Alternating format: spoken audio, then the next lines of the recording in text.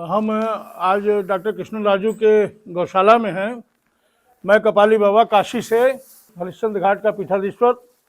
हमने यहाँ गौशाला में 3000 से अधिक विभिन्न शोध के द्वारा निर्मित भी गायें देखी और नेचुरल जो पुंगानेरी गाय है उसको भी देखा। नाड़ी पैथी के माइक्रो शैली का गाय इनको कहते हैं, जो छोटे छोटी जगहों पर पालने के लिए सर्वथा उपयुक्त हैं, शहरों के मंदिरों के लिए सर्वथा उपयुक्त हैं, पूजन के लिए सर्वथा उपयुक्त हैं।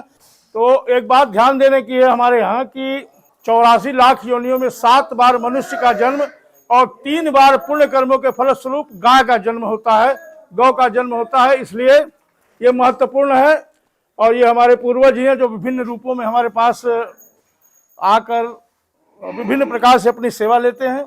इसलिए मेरा एक निवेदन है कि कुत्ते की गंदगी उठाने से अच्छा है कि हम अपनी शास्त्रोक्त गौ माता की सेवा करें, घर में पवित्रता का वातावरण उत्पन्न कराएं। और एक महत्वपूर्ण बात जान लेने की है, सभी लोग विज्ञान की कसौटी पर जो कस रहे हैं धर्म को, तो ये मान लेने की आवश्यकता है कि रेडिएशन जो पूरी तरह व्याप्त है इस समय पूरी दुनिया में, उसको अगर दूर किया जा सकता है तो केवल गोमय से, केवल गाय के गोबर से रेडिएशन का इलाज है। आपने कुछ दिन पहले सुना होगा, जापान में एक परमाणु संयंत्र लीक कर गया था, तो भारत से लाखों टन गाय का गोबर वहां जहाज से भेजा गया और जापान गवर्नमेंट ने रिक्वेस्ट पूर्वक मंगाया। तो देशी गाय का जो यह संस्करण है ये हम सभी के लिए बड़ा फायदेमंद है, और धार्मिक दृष्टि से, आध्यात्मिक दृष्टि से और स्वास्थ्य की दृष्टि से भी। इसलिए मेरा निवेदन है कि एक बार आप लोग डॉक्टर राजू की गौशाला पर जरूर आएं, यहाँ इनके परिश्रम को देखें और अगर संभव हो तो इन गायों को अपने घर में पालकर, अपने मंदिरों में पालकर पुण्य के भागी भी बने। और हर गाय का जैसे मैंने बताया कि यहाँ नाम है, तो ये रुक्मिणी है और अभी हमने बुलाया इनको तो ये चली आई हैं और ये फुल टाइम प्रेगनेंसी में है, फुल टाइम प्रेगनेंसी है इनकी।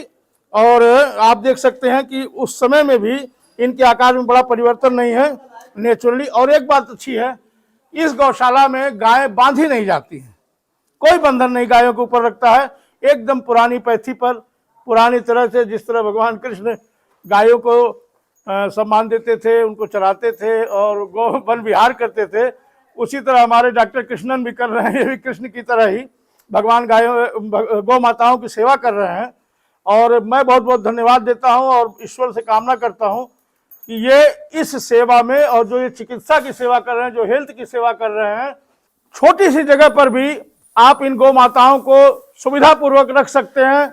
मैं सबसे अपने भारत की धर्मप्राण जनता से आह्वान करता हूं, ये गौ माताओं को अपने घर में पालें और गौ सेवा का भी पुण्य लें और स्वास्थ्य लाभ भी लें और घर में पवित्रता का वातावरण बरकरार रखें। डॉक्टर कृष्ण राजू को बहुत बहुत धन्यवाद मैं देता हूं इनकी चिकित्सा पद्धति पे शोध के लिए, गौ माताओं पर इनके शोध के लिए। हरि को प्रणाम, हर को प्रणाम, सबको प्रणाम। जय सिया राम।